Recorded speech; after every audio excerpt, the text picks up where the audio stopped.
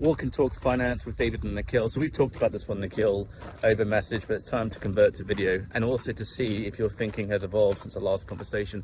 The topic is permanent versus temporary term life insurance. So I favor term at the moment because it gives me flexibility.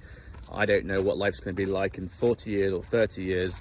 So by choosing a shorter term, 20-year term, I feel like it gives me more flexibility and I can cover myself up until ages where people should be self-sufficient.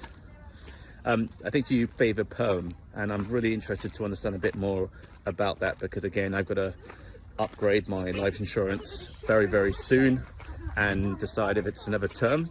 So start to stack my terms or I go for a permanent. The idea of a permanent one where you can put money into the stock market sounds exciting, but I think we talked about the restrictions that apply and therefore I'm a no to that one. Walk and Talk Finance, WTF, with David and Nikhil. I am coming to you back again from California. Beautiful weather we're having. Let's talk term life insurance versus whole life insurance.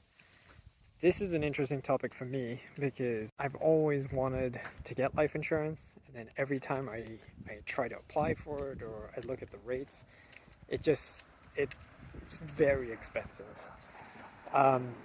Personally speaking, my preference has always been to go for whole life insurance, because if I would be looking for life insurance to be a complete fail-safe to if something happened to me, to make sure my family was taken care of. And for me, having a term didn't really make sense because I'd want something most likely in the latter part of my life to cover my family, especially if I'm paying premiums for 10, 20 years or so. The other thing is, every time I've talked to folks about life insurance, I feel like I get a whole sales pitch about tax breaks, all of that. Personally speaking, I think this is all up to you.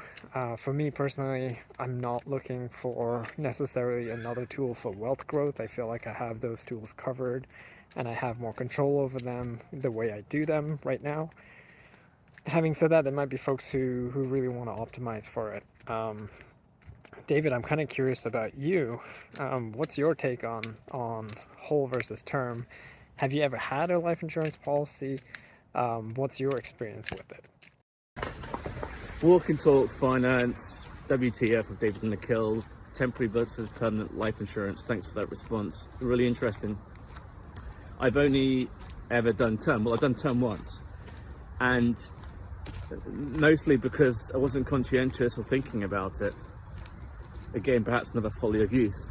I would also say that my employers, particularly the European ones, gave very generous life insurance coverage.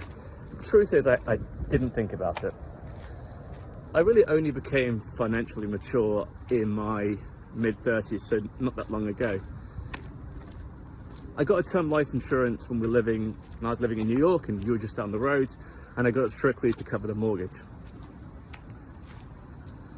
I like term life insurance over permanent because it's a lower premium, and that premium saving I can put into investments, whether it's to charge my 401k or more likely things like my brokerage account. And that gives me appreciation and dividend income, which is going to, as you said, give additional coverage for those who may need it. The other reason I go for term is because it gives me a roadmap to cover the costs as I see them. So mortgage, if I do a 15-year mortgage, if I have costs of raising a family, education, university, and I need to support them above and beyond the things like the 529s and all the investments I just talked about in brokerage accounts. That gives me a roadmap. And then after that, what will the life insurance be needed for if I've got enough in those other assets that I described? So that's my approach, and that's the reasons why, but I'm still learning and very open on this topic.